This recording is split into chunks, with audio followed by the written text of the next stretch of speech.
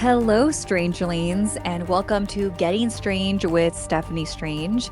And I am your host, Stephanie. Imagine if I had a podcast and it was a different person's name.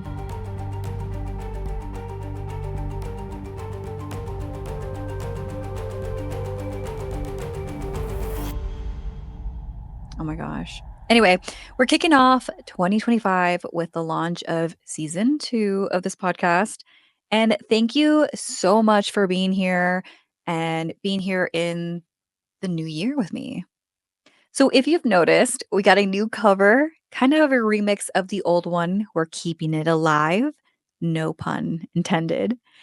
And speaking of life and death, today's episode dives into one of the most unsettling questions I've been asked, and one I reflected on time and time again. Why is America obsessed with serial killers? Why do these stories captivate us? There are so many shows to binge watch, right? Like Dexter was one that I remember watching back in the day, and even real life cases like Gypsy Rose. There's even a recent film that came out from the perspective of a serial killer called Trap, which was written, directed, and produced by M. Night Shyamalan. And it definitely has similarities of Dexter, but also differences. But regardless of whether you rather watch a movie or watch a show, all of this seems to fall in line with the fact that all of these tales seem to dominate our culture. But the question then remains, how did we get here? How did serial killers become household names? And what does it say about our society? And since we're on the topic of pop culture, we're going to dive into Dexter. Now, Dexter became a phenomenon when it premiered in 2006, and it captivated audiences with its morally ambiguous protagonist, a vigilante serial killer who kills bad people. Now, it's really fascinating concept that blurs a line between a hero and a villain. And honestly, who can blame people who watched the show back then, including myself? I love a good vigilante character. Aside from serial killers, like I am obsessed with characters that are neither good and bad because I feel like they're very realistic. Obviously, that adds on to the fact that people were obsessed with Dexter, rightfully so, in terms of something refreshing, different perspective. But we're going to get into the ethics of things, right? Because the fascination didn't stop with the early 2000s. In fact, in 2021, this series was revived as Dexter New Blood, continuing the story nearly a decade after the original series had ended. And one thing that I remember about that show is that when it ended, by the way, there's gonna be a spoiler alert. I mean, it's been like 20 years, so come on. When it ended the first time around, my friends and I, including people who were fans of the show, were so glued to the screen that when it ended, people were desperate for answers. Did Dexter die? What's gonna happen? And a lot of people obviously caught on that he was still alive. And guess what? Spoiler alert again, Dexter New Blood came out. So it came out in 2021, and it's a continuation of that series.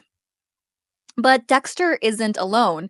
There are shows and movies, like I mentioned before, that have definitely griped audiences. So recently, the movie Trap came out, and it came out last year. Crazy to think about. And it's about the protagonist who leads this double life as a firefighter and a serial killer known as the Butcher. So this mirrors themes of duality explored just like in the show Dexter.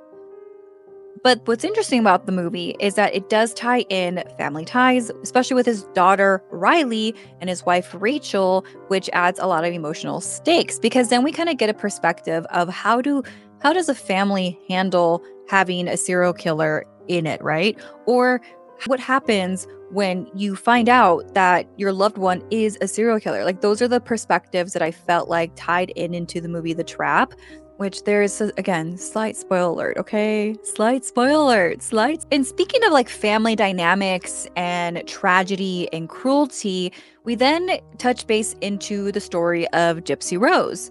The movie Trap and the show Dexter is more fictitious. There are shows that are real life events like The Act that streamed on Hulu, and it was all about the life of Gypsy Rose. When The Act came out, people were so shocked and stunned that this was real life. But the thing about the show is that it dramatized the case of Gypsy Rose Blanchard, And obviously, people were having this walking the line of really liking the show, but also understanding that it's real life. And I remember when I watched the show, it left me conflicted, right? One day I would be very much sympathizing over her. And the next, I felt so uneasy about her story, feeling like, oh my God, this is so exploitive. I don't feel like people should be celebrating this event nor her. And what's interesting is that this show is what catapulted her into fame when she got out of jail or got out of prison. She ended up becoming TikTok famous, having a show and everything like that. But that's the thing about social media, especially with TikTok, is that we're seeing details of court trials. We're learning about serial killers and killers through the perspective of people that were involved in the case, making videos. Literally, it's nothing stopping them from grabbing a phone, recording what happened, and sharing it for millions of people to see, right? But then what's scary about that is that these stories are being told on such a rapid rate. What's even more tragic is the fact that the voices of victims are now, well, how do I word this? I feel like with the rise of social media, in a way it's helped but also hindered the loved ones of victims and victims alike. I know when I've made videos regarding true crime, I've had the loved ones of the victims pop up in my comment section, not at me, but correcting other people that are spreading misinformation in my comments. In fact, I recently just did a video, and I've been doing these video series on TikTok and all of my short platforms, Instagram, YouTube, Shorts, and Snapchat, regarding the haunted stories of Universal Studios. And someone wanted me to cover the case of this guy who was stalking this woman, and he, well, unalived himself at the theme park. And it turns out that someone was in the comment section who was friends with the woman who was being stalked, which again, it brings into perspective how we've gone so long being able to tell these stories and victims' loved ones not really being considered and not having a voice in media, but now they do, which brings into the ethics portion of what we're going to cover today. But now that I kind of got off tangent, circling it back, the larger question that remains, where did all this fascination start? We need to rewind to the 1970s. The 1970s was a turning point where crime reporting skyrocketed with the rise of 24-hour news cycles and advancements to television. Names like Ted Bundy, John Wayne Gacy, and the Zodiac Killer became household names. And it really much instilled to people watching this is that serial killers will be remembered. And people who are reported and given the spotlight in media will always be remembered in some aspects. So, of course, this is going to encourage people, especially sick minded people, to perhaps have a legacy in killing. And that was definitely the concern with this. Now, not only was this happening, though, this era also saw the FBI establish its behavioral science unit, introducing criminal profiling to the public. Books like Helter Skelter, which detailed the Manson family murders, became bestsellers, cementing America's fascination with real life crime. And then on top of that, the urbanization added to the mix that large cities like Los Angeles and New York became hotbeds for crime, and serial killers took advantage of being anonymous in these environments and thriving. But by the 1980s, shows like Unsolved Mysteries and America's Most Wanted tap into the public's growing interest in criminal psychology and unsolved crimes. So it's one thing to report on serial killers in a scale of news. We're now seeing shows that are not the news talking about this. Again, they're realizing that viewers are obsessed. Now, the obsession wasn't just about fear, it was about trying to understand the unknown. And so then the question is, why are we as an audience so drawn to this? So, psychologists have studied our obsession with serial killers for decades.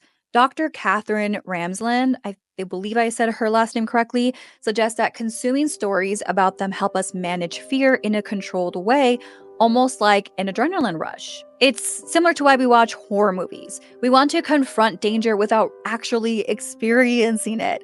I'll actually simplify my fear and take it away from killing and the gory stuff.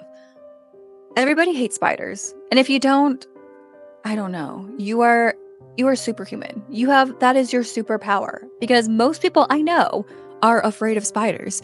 I will watch on TikTok the little jumping spiders, and I'm like, wow, that's so cute. But in real life, do I want to hold the jumping spider? Do I want it as a pet? Absolutely not. Same thing with people that own tarantulas. It will pop up on my algorithm, and I'm like, all right, I'll watch and entertain it, but as far as reality goes, I'm good. I'm glad that this screen is protecting me from this eight-legged creature. All right, so bringing it back to this topic, because what about killers themselves? What makes them tick? And why are we so fascinated by the way their minds work? Well, to dig deeper into this, I did speak with M. Night Shyamalan, the director and producer and writer of Trap, and I asked him if he ever consults specialists. So I'm going to play this segment and what he had to say about the movie Trap. That's a really interesting question, and I'm just so happy to meet you, by the way. Thank you. I love your work, but with that being said, I noticed that a lot of your work is like thriller, true crime, fantasy, and I'm a content creator that does paranormal. I'm very passionate about inclusivity and diversity in the paranormal and, true crime and stuff like that. So do you guys ever consult specialists in the work, or would you ever consider having a specialist like to help with the ideation of a project? Yeah, I mean, I read a lot and so Yes. a lot of the things that come from the reading of things. So like serial killers and Yes. that it's there's so much material on how they think, why they get caught, well, all these things that I find that also fascinating. So I'm Yes. constantly taking notes. So I guess at its core, a lot of times I am coming from someone's wonderful research. Speaking of the mind, like that, the trap, it made me think a lot of this crime in Anchorage, Alaska, where this guy was called the Baker, and he would hunt people down and keep them in their basement. So what, when the ideation of Trap, what serial killers did you think of? Or There's so many, yes, there's this thing, that stat that they say 4% of the United States is a sociopath. yes, 4%, 4 out of 100, yeah, but doesn't mean that 4% are killing people. It's just they feel no empathy. right, So they don't. So your girlfriend or your neighbor that you're like, why did they just made up that lie? Why did they do that? That makes no yeah, sense. I must be confused. You're yeah, not confused. right. They're So sociopaths. yeah, isn't that crazy? This idea that there are monsters all amongst us, and not all those 4% do anything violent, but a small percentage do, and then they get off on that and they keep pushing it and pushing it. Would you say that the character in Trap is like the type of person that how do I word this? Likes to think of themselves as a good person. Did you try to get into all the different facets of this personality, like the psyche of like I'm the dad, or I'm also this dark side? Yeah, I think they think that they're good at playing that. Oh, Yeah. okay. So that's really interesting how they get confused the roles they play Yeah. and whether that's real or not for them at the end of the day. He is just like us, one of us, consuming this stuff. And I remember when we were there, he did another interview and he talked about how original stories need to be told. Sometimes they do well and sometimes they don't. But one thing that I was kind of following him with and what I had basically concluded to with his answer is that serial killers are always going to be a thing. Well, in terms of media, right? People gravitate to that. But as we consume stories, we have to ask, is this ethical? Because I wanted to introduce to you something, the idea of cultivation theory. This was introduced by George Gerbner in 1976, which explained that repeated exposure to violent media alters our perception of reality. Like the idea of mean world syndrome, where nothing is safe and it prevents you from actually doing anything. I'll give you an example. I was so scared of going hiking for a while. I used to do a lot of day hikes by myself, which I don't encourage. But at the time, I used to do that with like a bunch of people were there on the hiking trails. But as I started to consume more like true crime media, like listening to podcasts and hearing stories, I didn't want to do anything alone anymore, which there is some weight to that, but also it prevents you from living your life. And so again, we go back to how we're so consumed by this media. The other question I also ask, is it ethical? There's shows like Netflix Dahmer that was criticized by the victims' families. They were saying that they were re-traumatized. And at what point does storytelling cross the line into exploitation, right? Because directors and creators like M. Night Shyamalan remind us of the power of storytelling that reflect on societal issues. His movie Trap doesn't just explore violence, It examines the traits and choices that lead people down these dark paths. It's a narrative that forces us to look inward and not just outward. But we also have to thread very lightly when it comes to telling stories that are based in real life, where victims and victims' loved ones are still alive, still consuming media, just like you and I, on the internet, just so you and I, and we'll see these things and feel hurt. So it is our responsibility as a society to very much think about this, be thoughtful, and not traumatize people. After all, these victims are not just their tragedies. So then the question then gets asked, why is America so obsessed with killers, with serial killers? Well, it's a mix of factors. There is the idea that you can control your fear by safely watching it through the other side of a screen, the media sensationalism, and the death of storytelling that humanizes these killers, these figures. But most importantly, serial killers force us to confront uncomfortable truths about ourselves. They magnify traits we all have: curiosity, fear, and even the capacity of darkness. And at the end of our day, our obsession reflects a deep desire to understand the unknown and to make sense of the unthinkable. But as we continue to consume these stories, let's not forget that they are real people. We covered everything. Why is it that we tend to cover a lot of things with true crime, other than the fascination, other than the psychological aspect of it, right? Is it because America has the most serial killers? Well, here's the thing.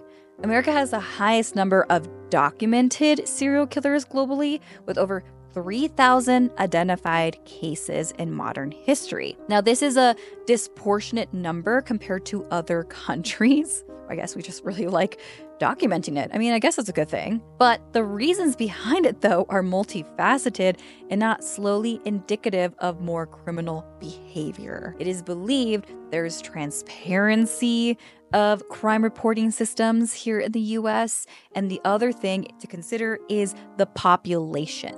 So, with over 330 million people in the US, it has the third largest population globally, increasing the likelihood of rare phenomenon of serial killers. And so, while the US has the most documented cases, serial killers are not just unique to the US. Many countries have notable cases. Of course, the UK, they have Harold Shipman, who is believed to have murdered over 250 patients. Russia, Andre Shikati. I've never covered this case, so I apologize in advance. Killed at least 52 people in the Soviet Union. Brazil, Pedro Rodriguez Felijo. I don't know. I said it wrong. I'm not Brazilian, but I think I got that last. I'm not the best with names. I'm sorry, guys. Claimed to have killed over 100 people. And then they also, nickname is Killer Petey. Oh my God. I'm not even joking. I thought I saw something in the corner of my eye. I'm just psyching myself out. That's what this is. Okay. South Africa. Known for killers like Moses, who murdered dozens in the 1990s. So, yeah, even though we have the most documented serial killers in any other countries, this could be due to other factors. I mean, I don't know. I think it's interesting how that happens. But I also think that while we have documented serial killers, I think that's partly due to the fact that our media, the news, the media, television played a huge role in the continuous and vigorous need and want to document this, because like I was saying earlier, it just shows that people had a fascination. The bestsellers were about serial killers, if that makes sense. So yeah, I don't, that's just my theory from what I know right now. I could be wrong. If you guys have other inputs, let me know. I'm not the end all be all. So, but based on everything here, the likelihood here just seems like that. I don't know. All right, so that wraps up today's episode. I hope you liked it. just as much as I liked making this and recording it for you guys.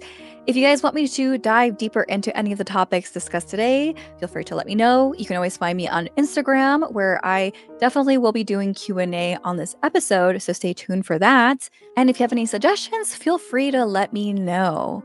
All right, guys, I'm going to end it off here, but remember, stay strange.